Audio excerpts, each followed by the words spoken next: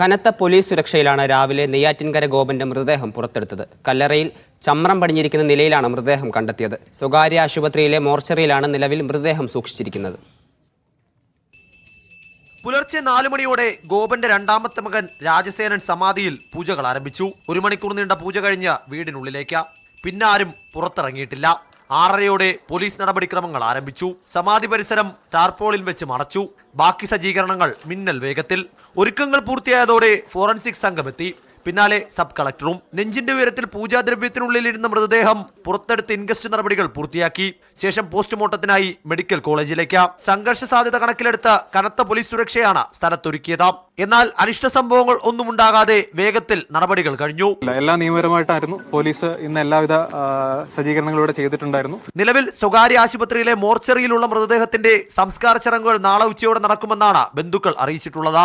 Postmortem നടപടികൾ പൂർത്തിയായെങ്കിലും ഇപ്പോഴും ഉത്തരം കിട്ടേണ്ട ചോദ്യങ്ങൾ നിരവധി ബാക്കിയാണ്. നെയ്യാറ്റിൻകരയിൽ നിന്നും ക്യാമറ പേഴ്സൺ സിജോ സുധാകരനൊപ്പം ഗോപാൽ ശീലാസനൽ, മീഡിയ 1.